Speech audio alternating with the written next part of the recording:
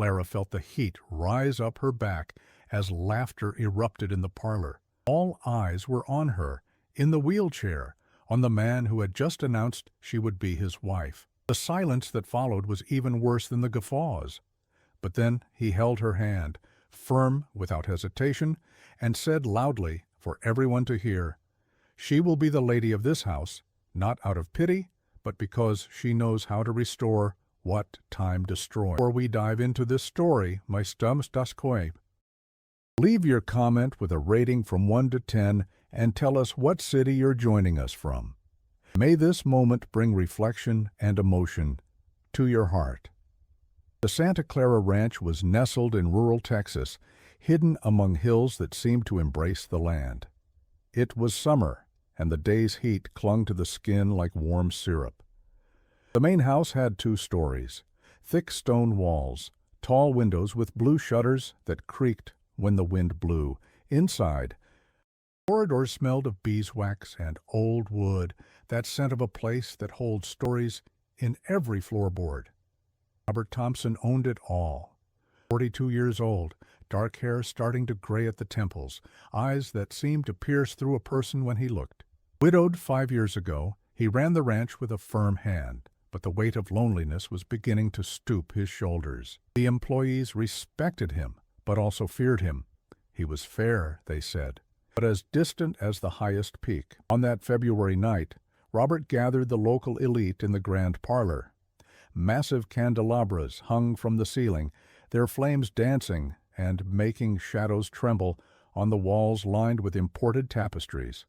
The main chandelier, a piece brought from Europe generations ago, gleamed as if to outshine any doubt. Fruit in the platters was already starting to soften. No one cared.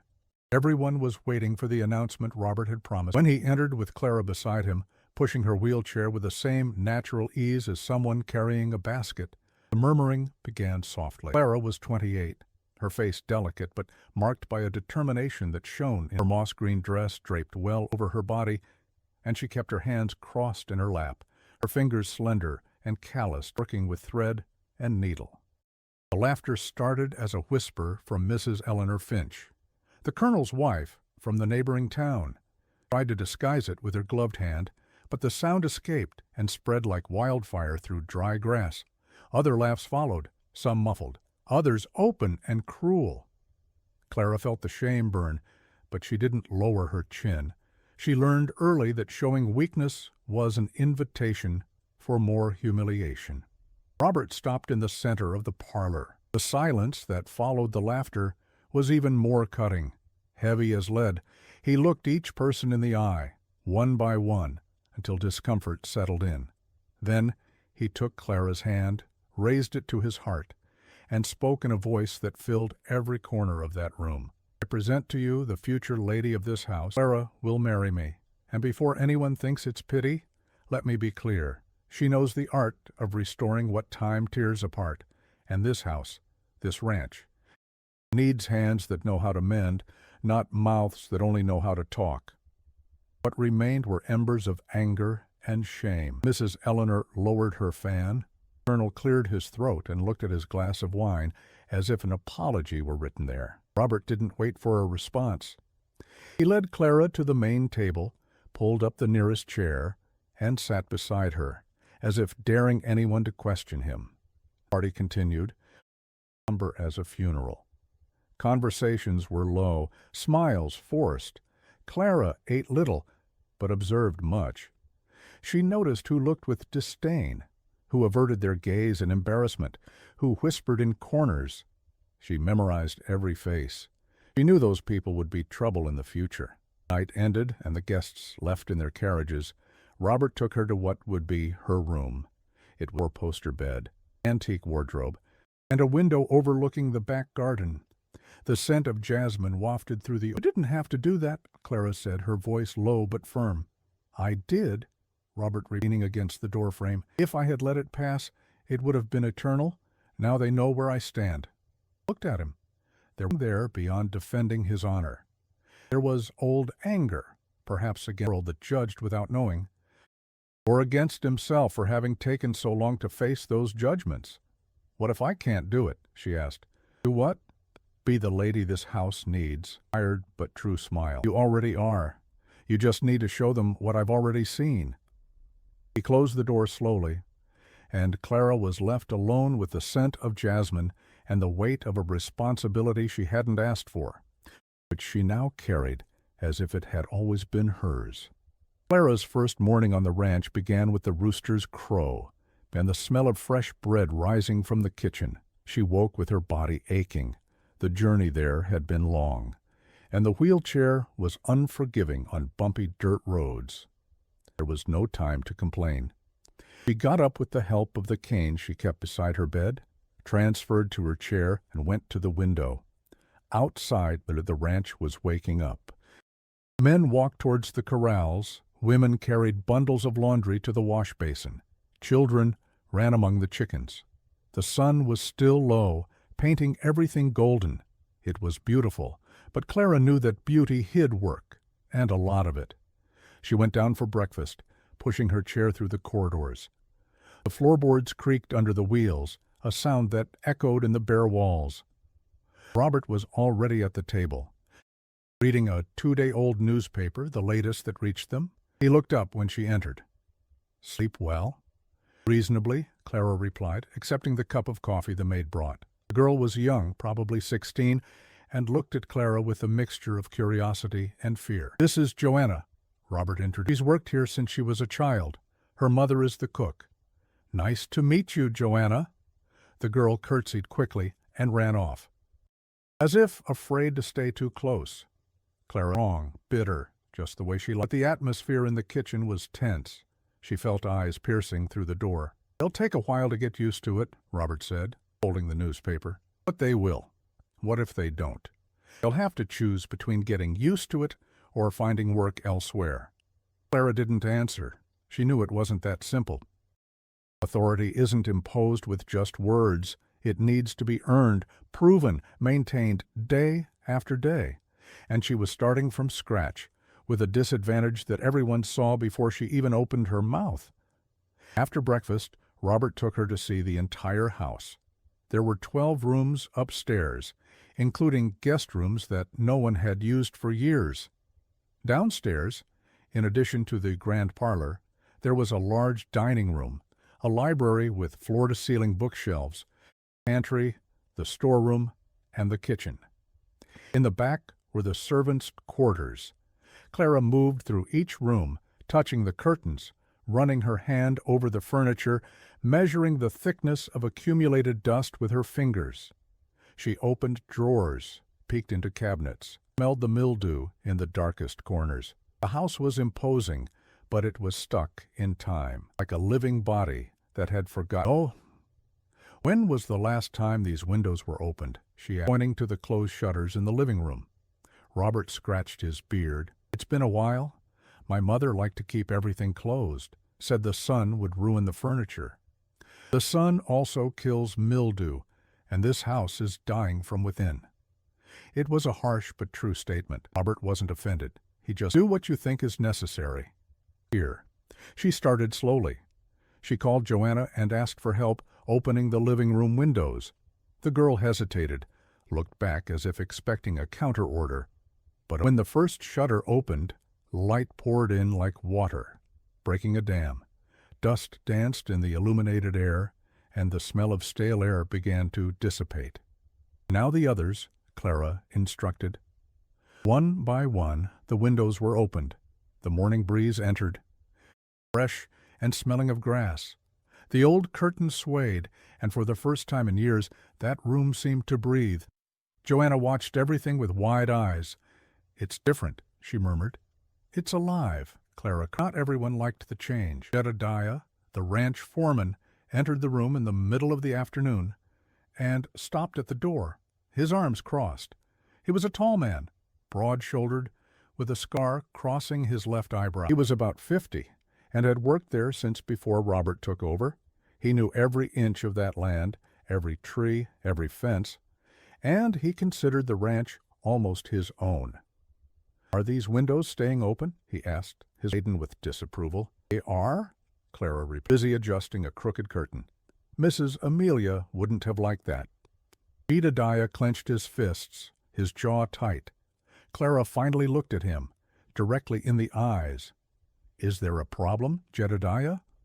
"None, ma'am." But the way he said it made it clear that there were problems. Many. He stomped out, his boots thudding on the floor, and Clara knew she had just made an enemy. 2 weeks passed. Clara continued opening windows, rearranging furniture, asking for forgotten corners to be cleaned. The house began to change. It wasn't dramatic, but those who lived there felt it. The air circulated better. Light reached places that had previously lived in gloom. Even the smell was different, less mildew, more life. But the changes didn't stop at the house. Clara asked to see the ranch's inventories. Robert, who spent his days tending to the fields and cattle, was surprised. "You want to see what?" "The numbers, purchases, sales, stock. I want to understand how the ranch operates." Hesitated, not because he didn't trust her, but because no one had ever asked for this before. Not even his late wife had been interested in such. But something in Clara's determined manner convinced him. "All right, I'll bring the ledgers." They were 3 thick notebooks, with worn leather covers and pages stained with ink and time. Clara opened them on the library table and began to read. The numbers seemed jumbled at first. She had patience. She read line by line, comparing entries and exits, checking dates, noting inconsistencies on a separate paper. Robert watched from the armchair, pretending to read a book, but in truth, admiring her concentration. Clara read numbers as other people read novels. She saw stories where he saw only accounts. "Here," she said after 2 hours, pointing to a page. "In March of last year, you bought 200 pounds of salt. In April, another 200, but the stock recorded in May shows only 150. Robert frowned. "It might have been used. It might. But there's no record of use. And look here, the same thing happened with the nails. And with the chicken feed. Small differences, but when you add it all up, it's almost a third of waste. Or diversion." The word hung in the air. Diversion. Robert closed the book he was pretending to read and stood up, coming to the table. He leaned over the ledger, checking the numbers Clara pointed out. She was right. The differences were too small to be obvious, but too large to be accidental. "Do you think someone is stealing?" "I think someone is being careless or malicious. I can't say which is worse." Robert ran a hand through his hair. This was a problem. If the employees found out he suspected theft, the atmosphere would become unbearable. But if he ignored it, the losses would continue. Just. Clara closed the ledger slowly. Start checking everything personally, or delegate it to someone trustworthy, and make clear that from now on, every entry and exit will be recorded with a signature and date. Sensible. Robert nodded, but he knew this wouldn't please Jedediah, who controlled purchases and stock. Didn't. When Robert announced the new rule the next day, gathering the main employees in the yard, Jedediah was the first to react. "Are you saying you don't trust us?" "I'm saying we need organization. We never needed it before." "Before, we also didn't have control," Clara entered, her voice calm but firm. She had come along. Her chair stopped beside Robert. Jedediah looked at her as if she were an insect. "You've barely arrived here and already want to change everything." "I'm not changing. I'm adjusting." "Adjusting what? The memory of the late Mrs. Amelia? Because this house functioned perfectly well for years without needing—" He paused, searching for the right word, and when he found it, he spat it out, with venom. "Take 'em." Interference. Robert fell silent. The other employees looked at the ground. Embarrassed, Robert took a step forward. "Jedediah, how many years have you worked here?" 23, huh, boss? "And in all those years, I've trusted you." "I'm not saying that's changed, but organization isn't distrust. It's responsibility. If you have a problem with this, tell me now." Jedediah bit his lip. The muscles in his neck were tense as a fiddle string. But he knew he couldn't openly defy Robert, not there in front of everyone. "No problem, boss." "Good. Then starting tomorrow, all purchases will go through Clara's review before being finalized. She will sign the orders along with me. It's throwing gasoline on a fire. Jedediah turned his back and stomped off, his face red with suppressed rage. The other employees dispersed in silence. Clara and Robert were left alone in the yard. "Didn't I?" she asked. "No, you just made things." "That scares those who have something to hide." Clara looked in the direction Jedediah had gone. Something about that man bothered her. It wasn't just wounded pride. Something deeper, as if he was protecting a secret that couldn't be revealed. Arrived unannounced. One day the sky was blue and clear. The next, the clouds vanished and didn't return. The sun beat down, relentless, turning the earth to dust, and the animals into thin shadows searching for any drop of water. The watering troughs dried up, the plants withered. The heat clung to the skin like divine punishment. The employees began to murmur it was always like this when something bad happened. They looked for someone to blame, and the easiest culprit was the newcomer, Clara. Ever since she arrived, things have gone downhill, one of the washerwomen commented at the base, not noticing Joanna nearby.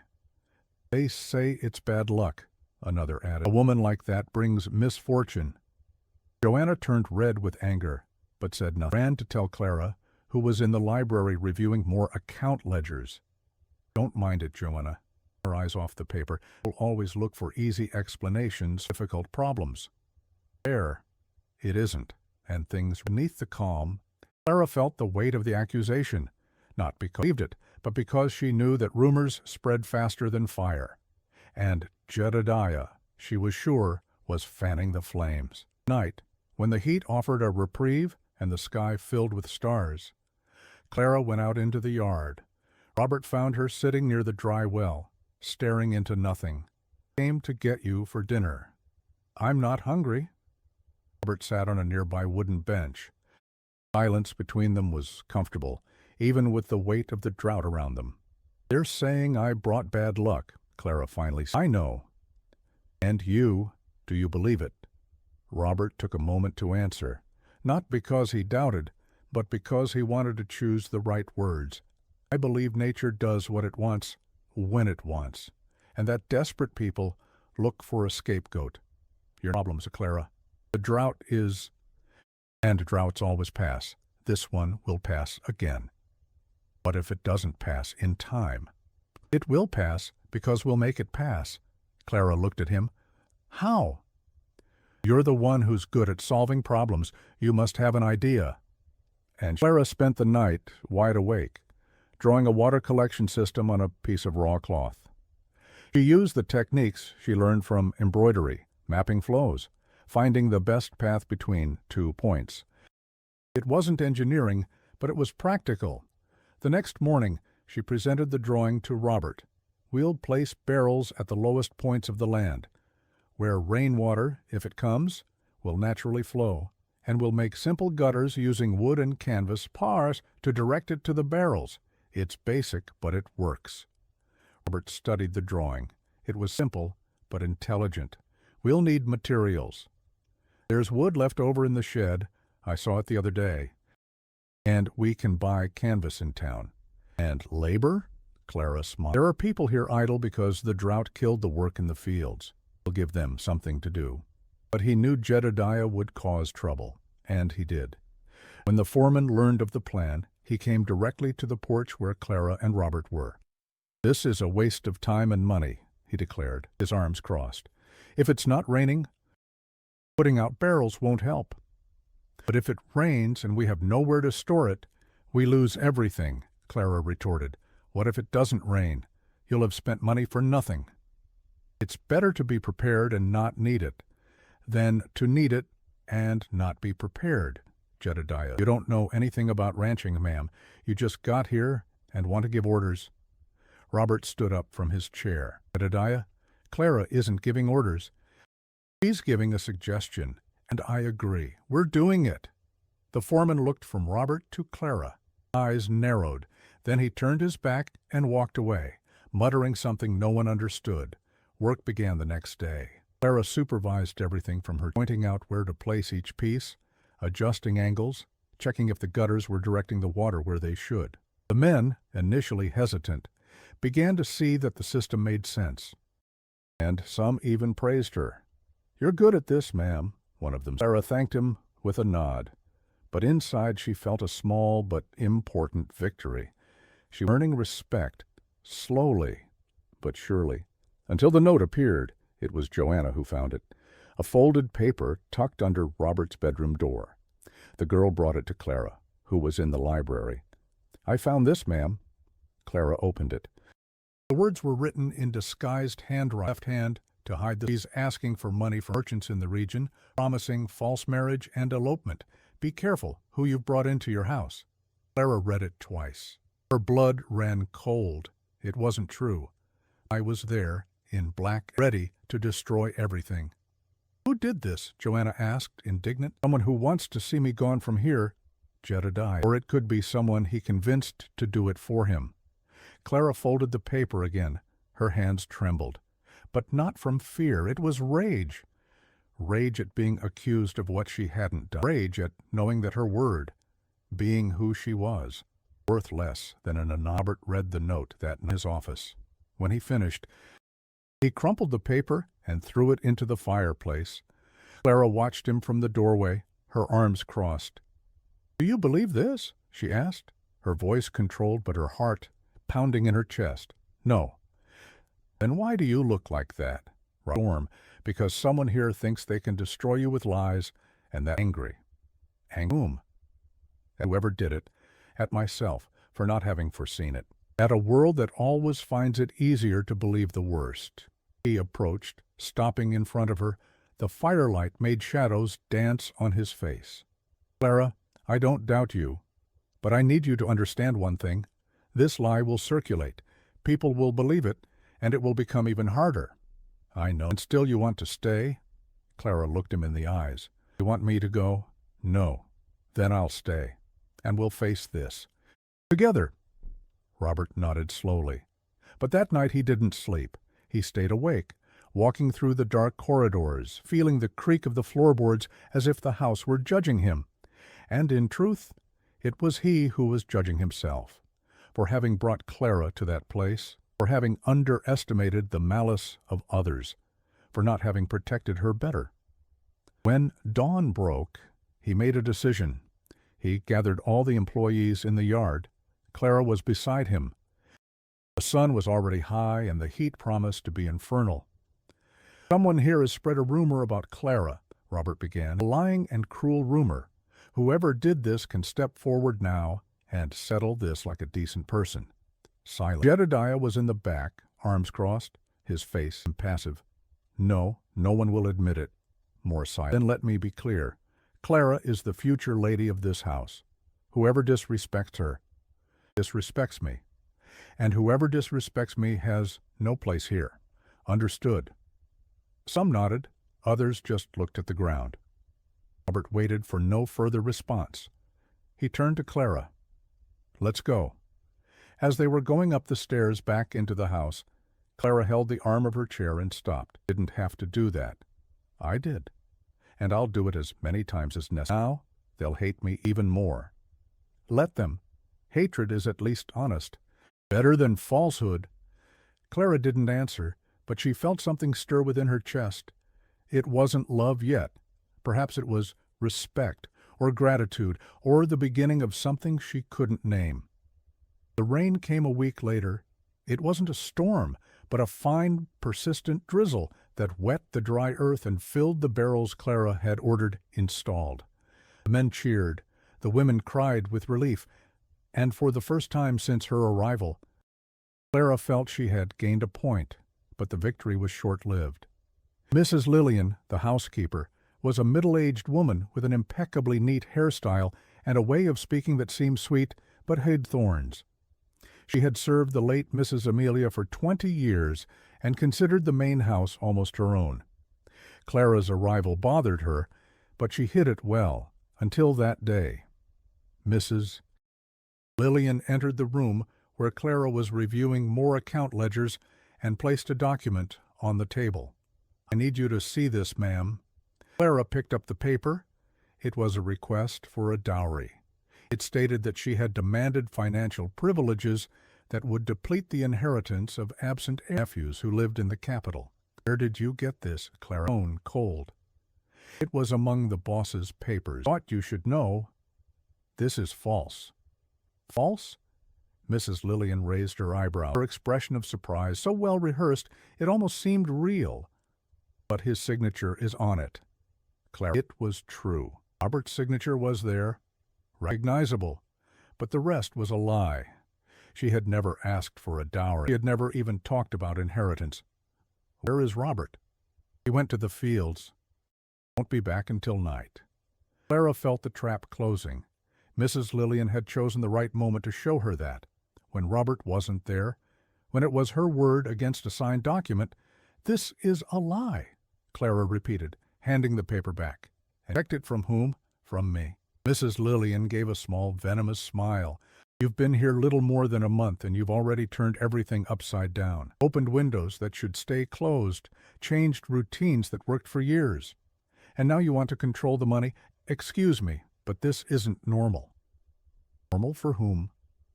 "For someone who truly loves the boss, not for someone who sees an opportunity." It was a cutting remark. Clara felt anger boil, but she held back. Losing her temper was losing her reason. "Mrs.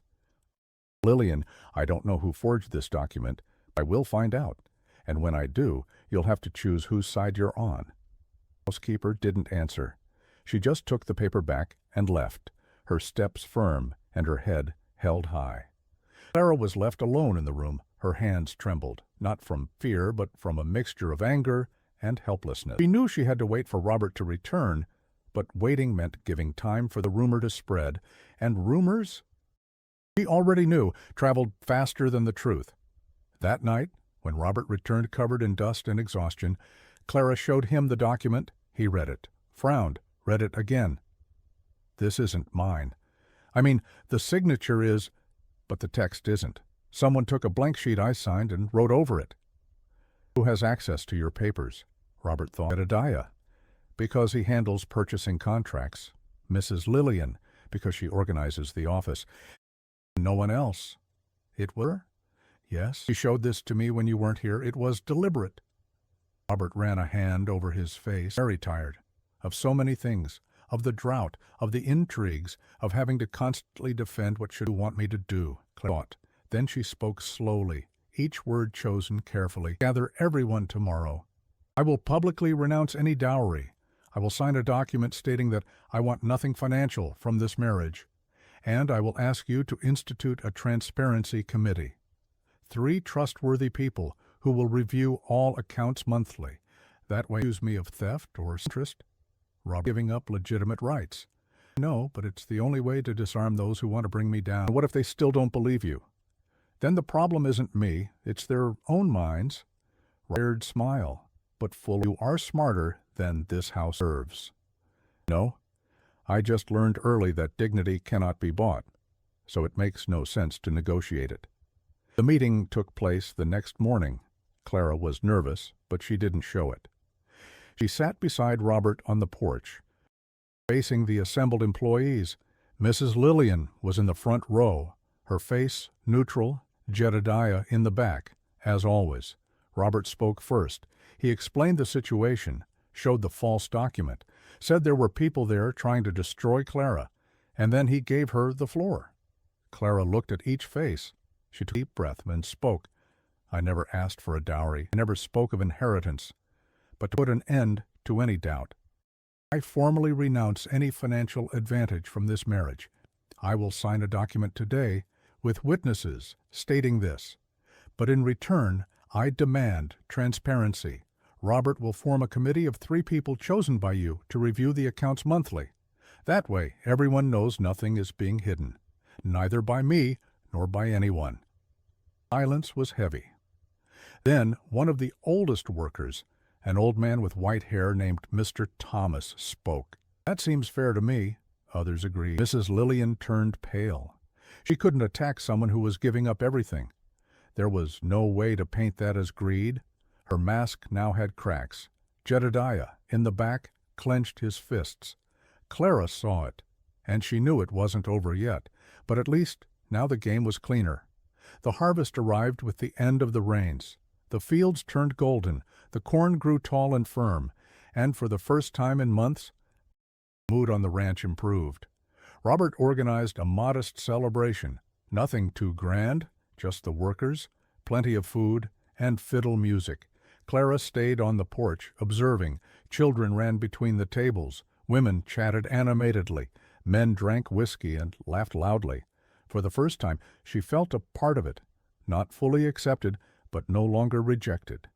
Joanna came to sit beside her.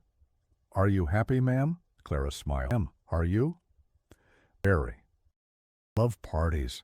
They sat. The moon rise and the stars appeared. The air was cool and crisp, smelling of wet earth and food. It was fragile peace, but peace nonetheless, until the frost came.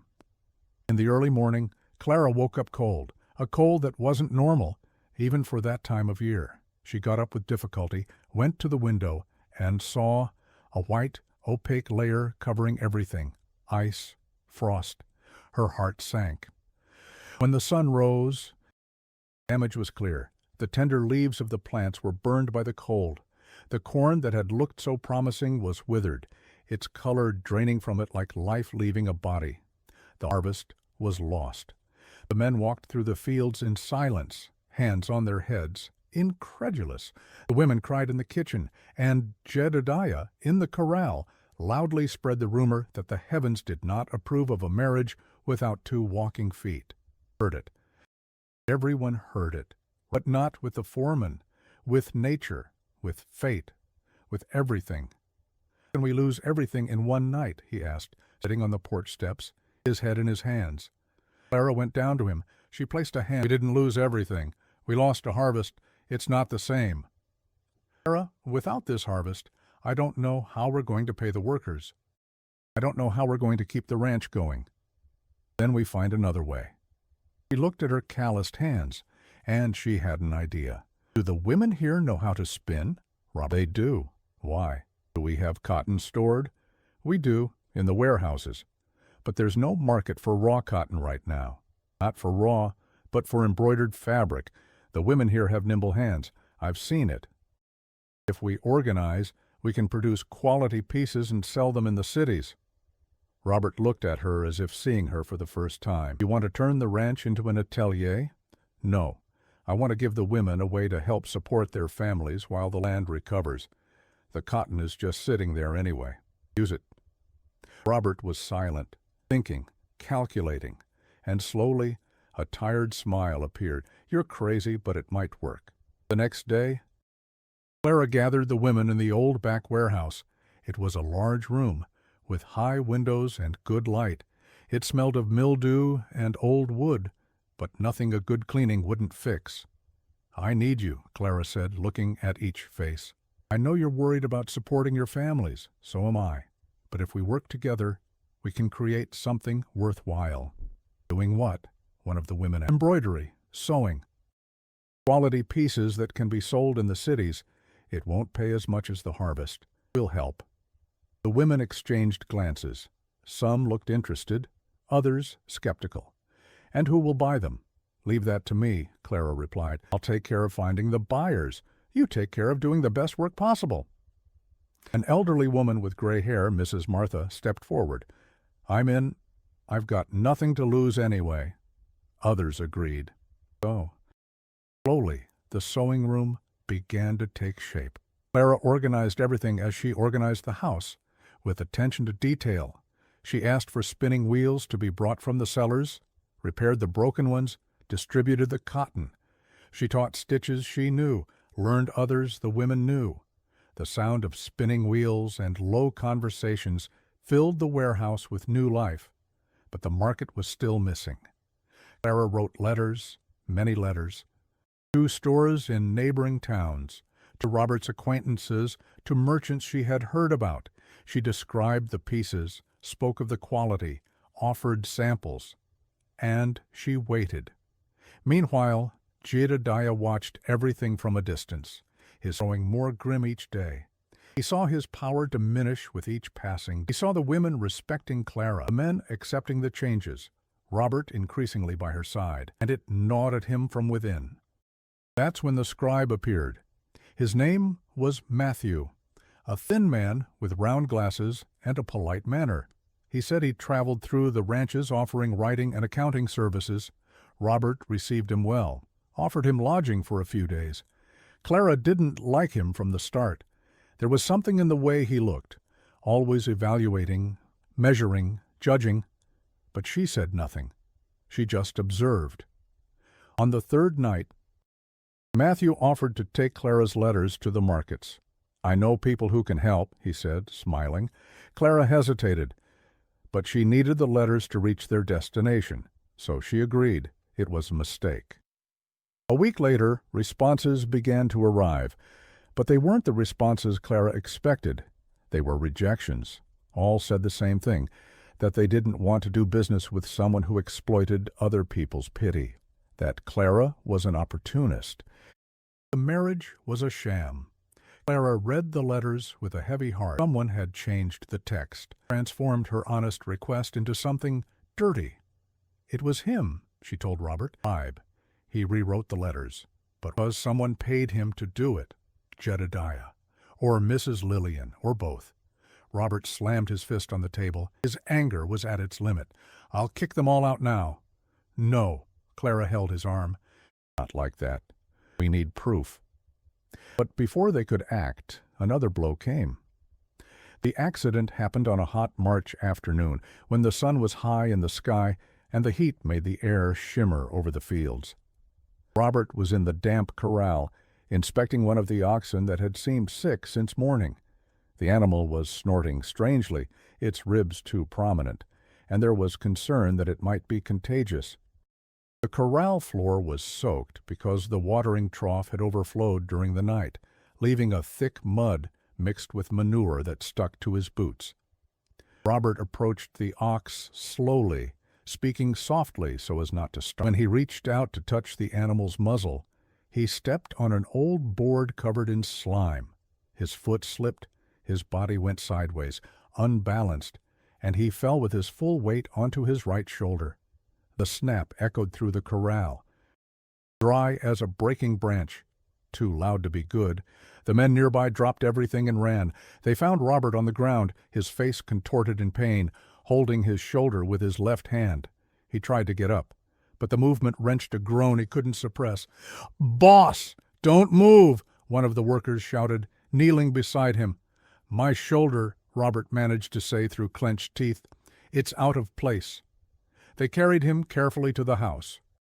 Clara was in the library when she heard the commotion. Her heart raced before she even understood what was happening. She pushed her chair through the corridors as fast as she could, the wheels creaking on the wooden floor. When she reached the parlor, Robert was lying on the sofa, pale as candle wax. His shoulder was already swelling, growing like bread dough, and his shirt was soaked with sweat and dirt from the corral. The smell of manure mixed with fear filled the room. "What happened?" Clara asked, voice firm despite the fear gnawing within. "He fell in the corral, ma'am," Mr. Thomas hit his shoulder bad. Clara approached, touched Robert's face. It was hot, but not from fever. It was the pain burning within him. "Has anyone sent for the doctor?" "Down, but it will take a while. Then we do what we can until he arrives. Joanna, bring clean cloths, cold water." "Air sheet?" The girl ran off. Clara looked at Robert, his eyes half closed, his breathing rapid and shallow. "It will hurt when I immobilize it," she warned. "It already hurts," he replied, trying to smile but only managing a grimace. Clara worked with steady hands, even with her heart pounding. She improvised a sling with the sheet, folded into a triangle, passing it behind his neck and holding his arm against his chest. Each movement elicited a muffled groan, but she didn't stop. Then she applied the cold cloths around his shoulder, trying to contain the swelling. "There," she said finally, sitting in her chair beside the sofa. "Now we wait." Robert opened his eyes and looked at her. There was something there beyond pain, gratitude, trust, things that didn't need words. The doctor only arrived late in the afternoon of the next day. He was an elderly man. trembling hands but decades of experience. He examined Robert, pursed his lips, nodded. Severe dislocation. The shoulder popped out and went back in on its own, but the ligaments are badly damaged. He'll have to keep it immobilized for at least 4 weeks. No riding, no carrying weight, no heavy work. 4 weeks, Robert repeated, incredulous. Or more if he doesn't rest. And he'll need pain medicine. Because this won't be easy. The doctor left a bottle of laudanum, gave instructions to Clara, and left, promising to return in a week to check on his progress. Robert stayed in his room, confined to bed for the first few days, then managed to sit in an armchair by the window. The pain was constant, throbbing, worse at night when he tried to sleep. The medicine helped, but also made his head heavy, his thoughts confused. And it was in this moment of weakness that Jedediah. On the 3rd day after the accident, Foreman appeared in Robert's room with the account ledger. Boss, someone needs to keep an eye on the business.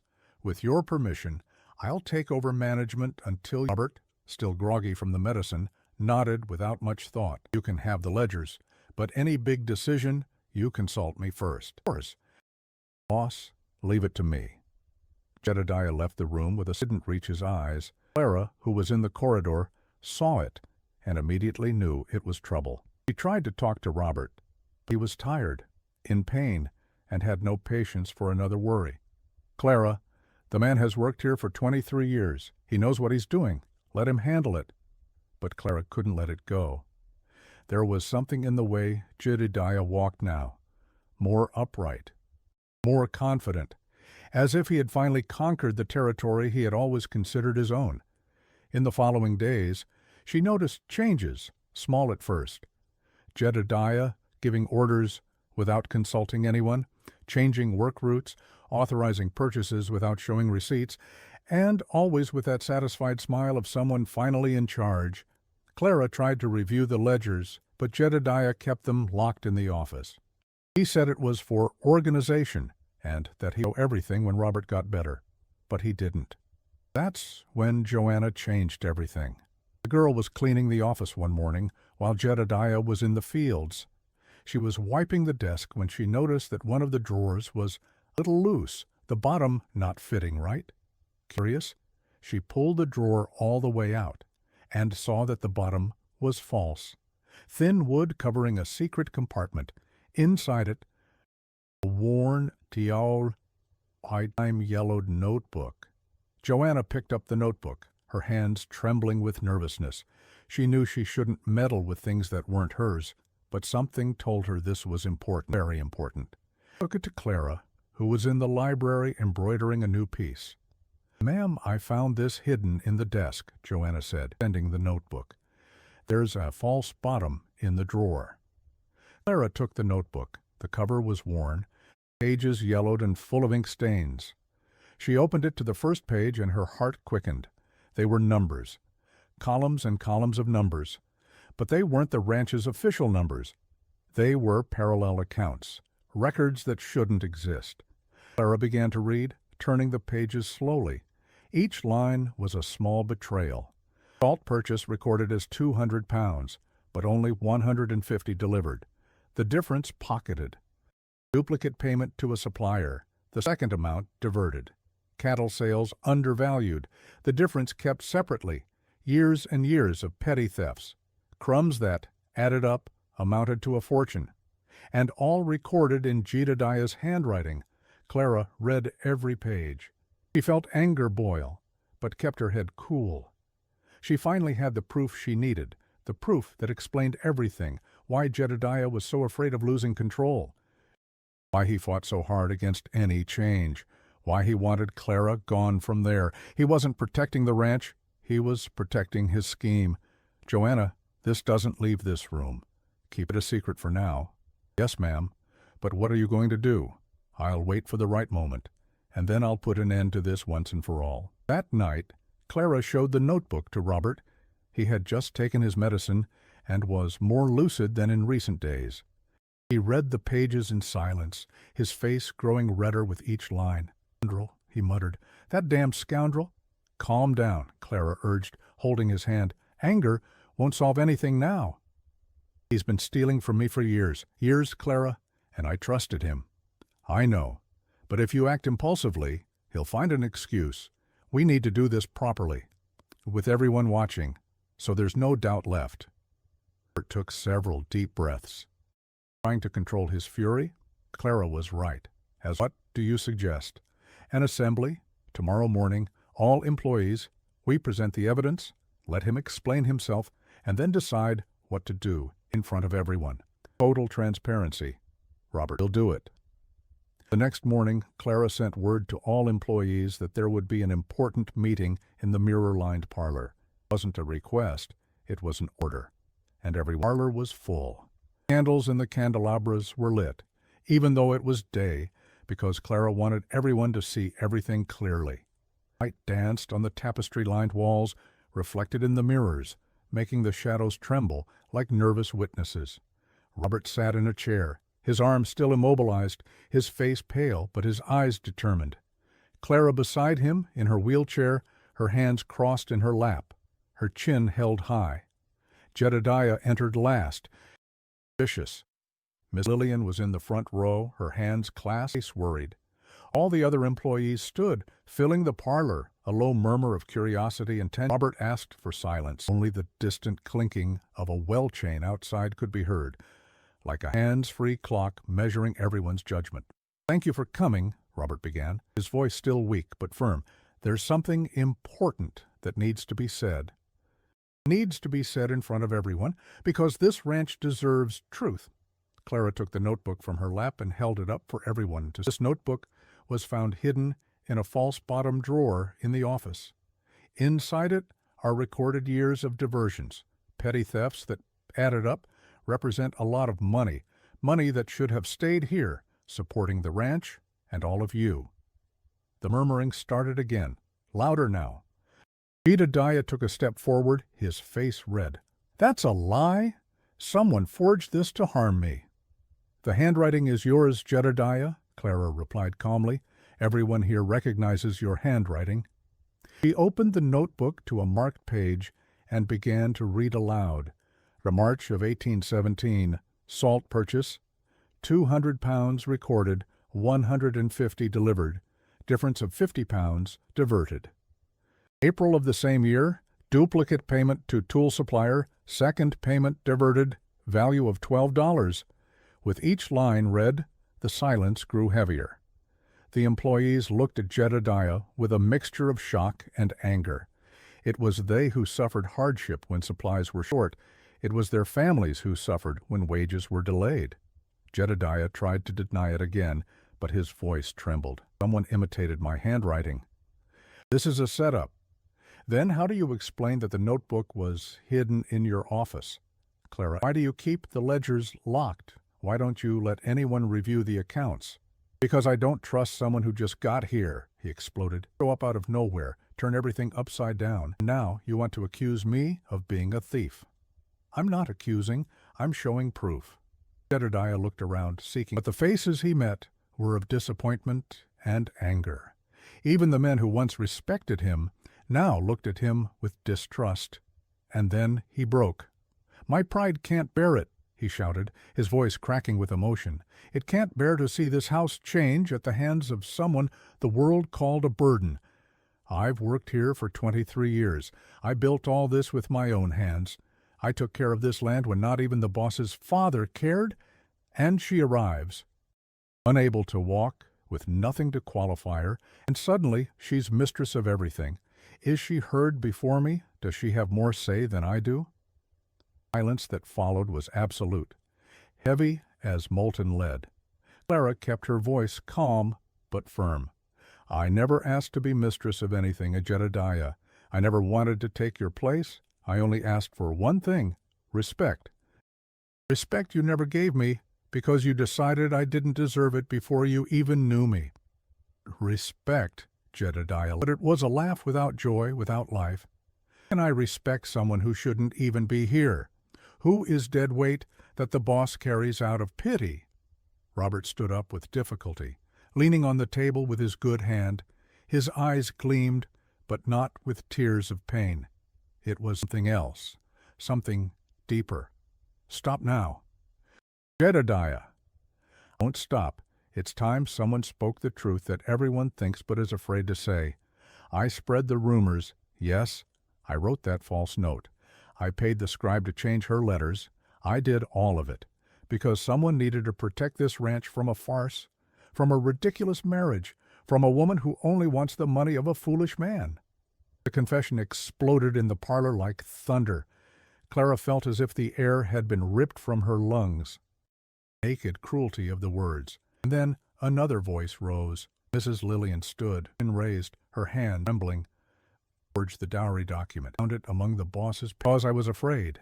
Her voice broke, but she continued, of losing my place. Afraid that the new lady would erase the memory of Mrs. Amelia.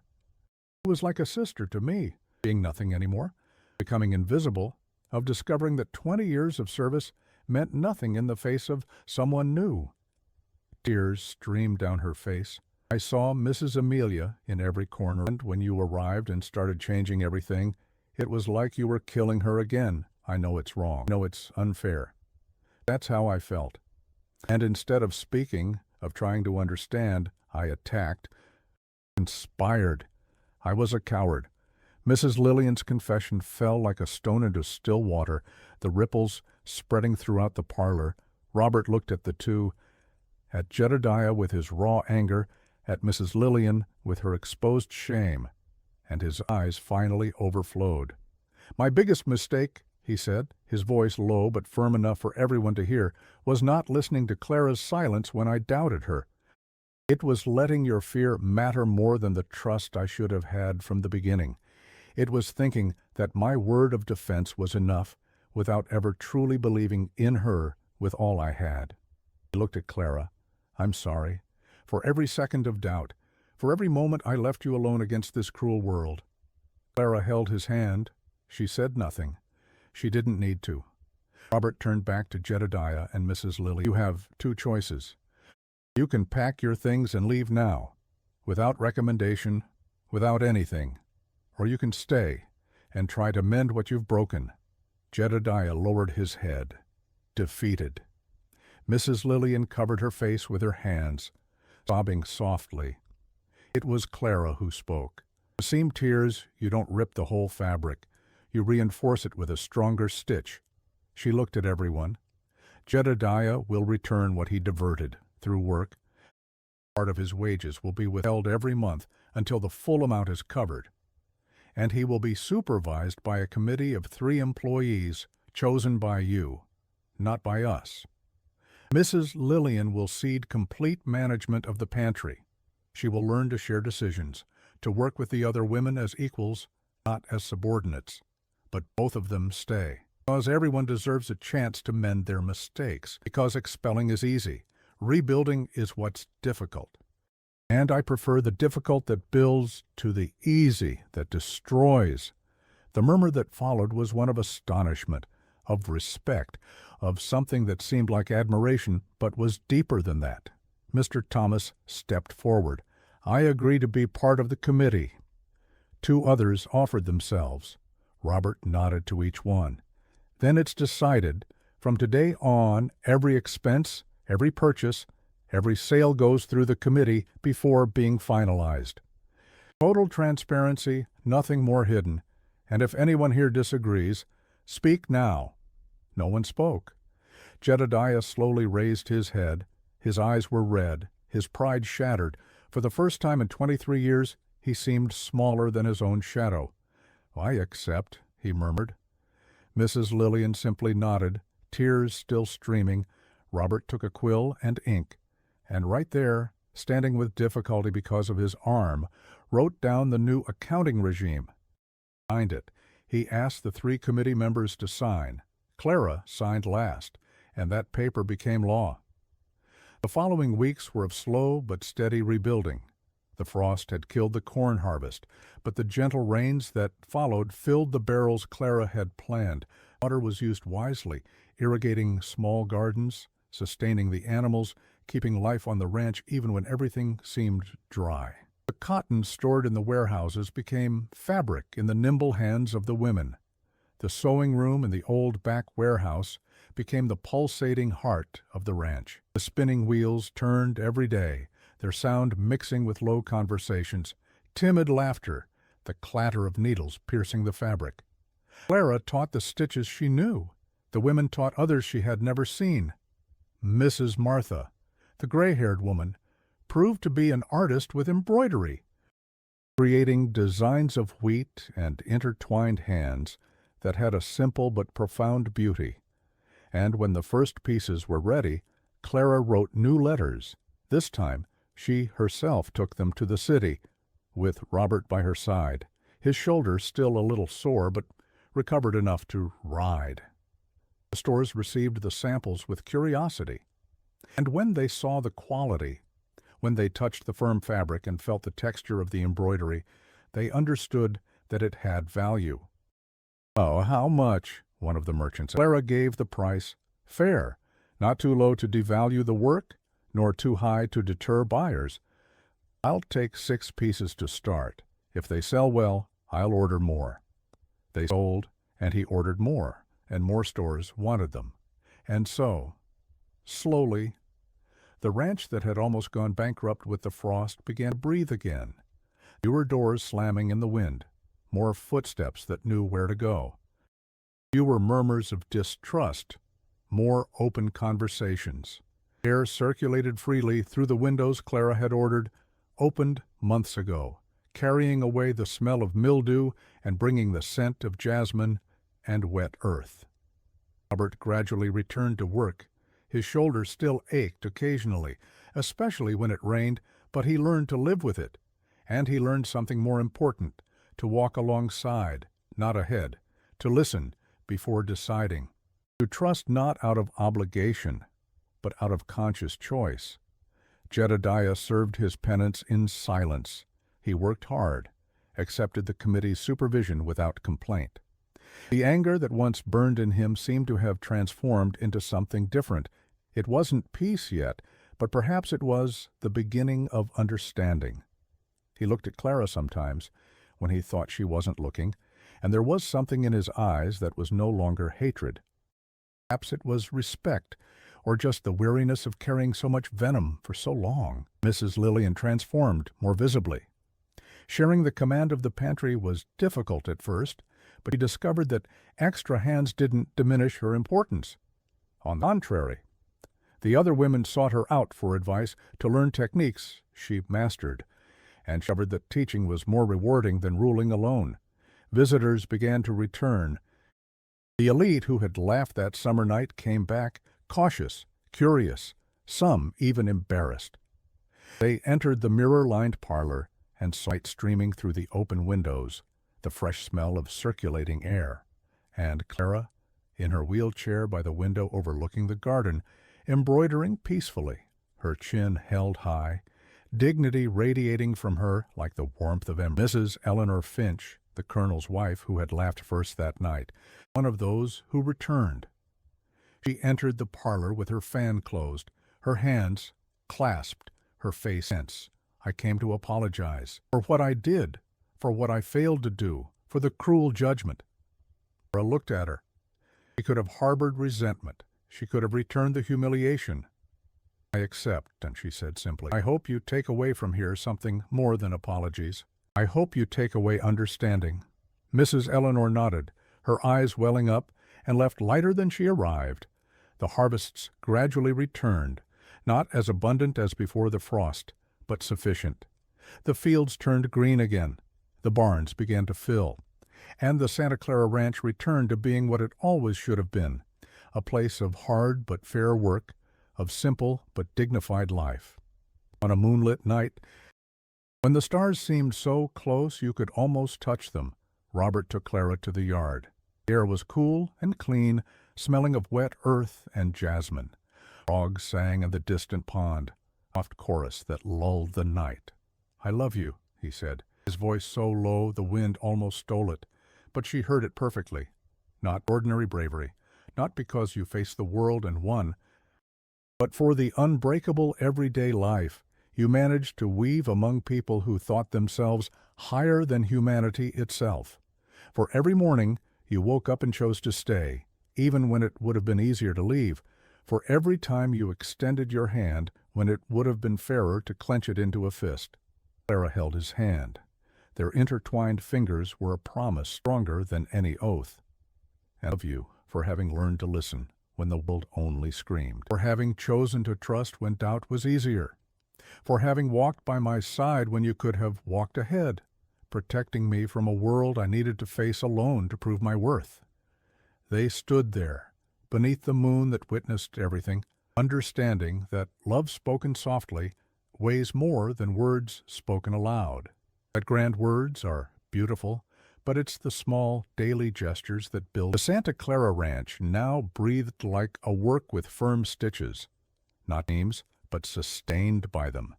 Each person there had their place, not by imposed hierarchy, but by recognized value. The women continued embroidering, their hands creating beauty where before there had only been raw cotton. The men returned to planting, no longer under arbitrary command, but under fair and transparent guidelines.